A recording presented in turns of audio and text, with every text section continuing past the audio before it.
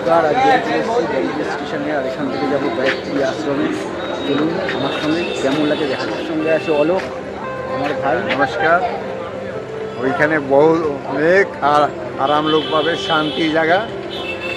গায়ত্রী মায়ের আশ্রম, মা দুর্গা আশ্রম, আর সপ্তঋষি আশ্রম আছে। সবাই শান্তি পাবে, সবাই আনন্দ থাকবে। চলুন তাহলে দেখা যাক। ব্যান্ডেল স্টেশন থেকে ফ্লাইওভার দিয়ে নেমে আমরা অটোর উদ্দেশ্যে রওনা হলাম। বাহাতেই অটো স্ট্যান্ড, মাত্র 20 টাকার বিনিময়ে আমরা চলে এলাম গায়ত্রী মন্দির। রাতের আধারে মন্দিরের মূল প্রবেশদ্বার। আজ রাতে মায়ের আশ্রমের প্রসাদ। সুপ্রভাত। আজ সকালে পুরো মন্দির ঘুরে দেখব। সবার প্রথমে চলে এলাম পরম পূজনীয় গুরু শ্রীরাম শর্মা আচার্যের 4 জন্মের পরিচয়। বিশাল ভক্তের সমাগম যখন হয় তখন এই স্থানেই বিভিন্ন ধরনের অনুষ্ঠান হয়ে থাকে। আশ্রমেরই জমিতে আলুর চাষ। এটা হচ্ছে অফিস রুম ও পাশে আছে ভক্তদের থাকার জন্য সুব্যবস্থা।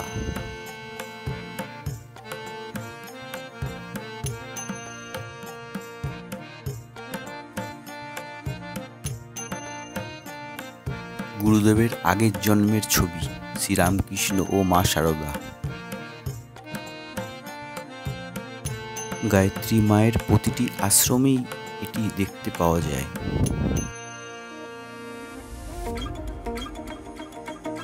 এটি হচ্ছে গায়ত্রী মায়ের মন্দির।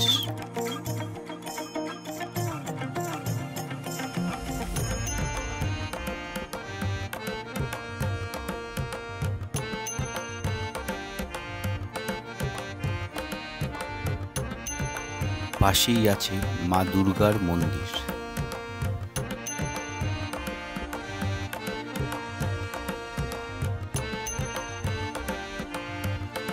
মা শেরওয়ালিও বলা যেতে পারে।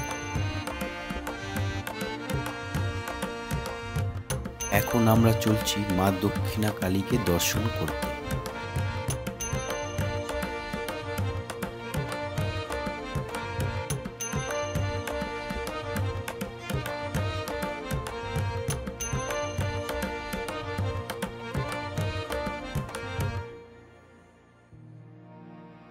এটা আশ্রমেরই পার্ক।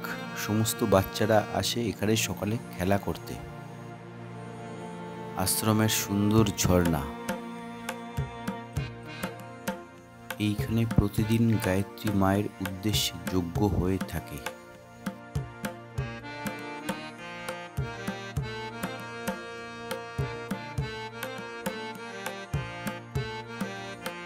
এর পরের মন্দির হচ্ছে দেবাদিদেব মহাদেব, যাকে মহাকাল বলা হয়। এখানে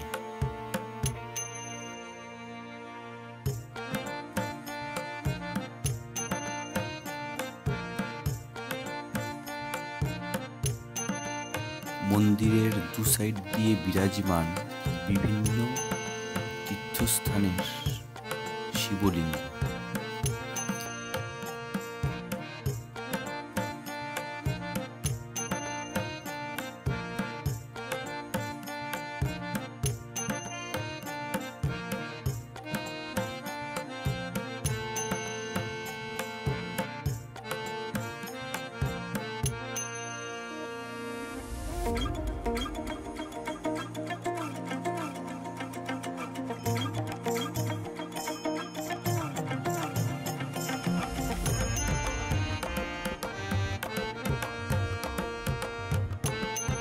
এখন আমরা চলছি সপ্তঋষি মন্দিরের উদ্দেশ্যে। এটি মহাকাল মন্দিরের পাশেই অবস্থিত।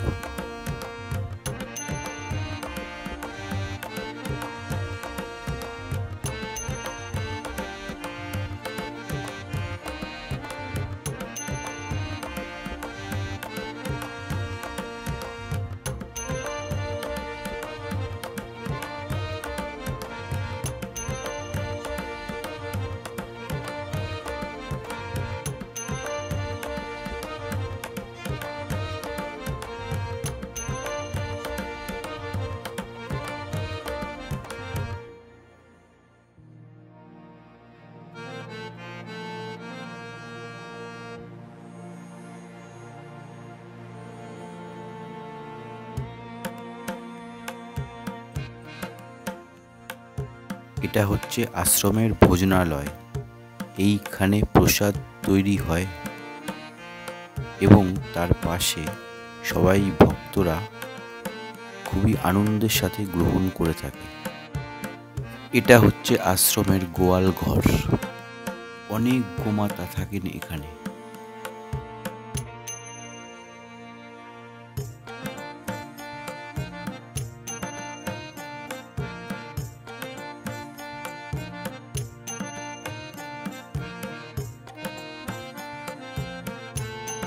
উপর থেকে দেখতে খুবই সুন্দর, চার সাইডে শুধু সবুজ গাছ আর গাছ।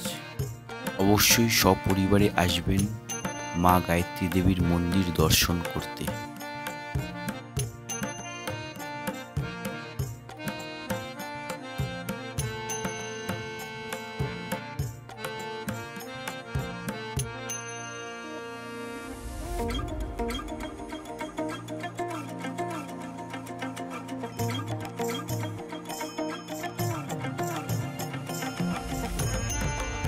আসুন গায়ত্রী মায়ের নাম করে ভিডিওটা শেষ করা যাক।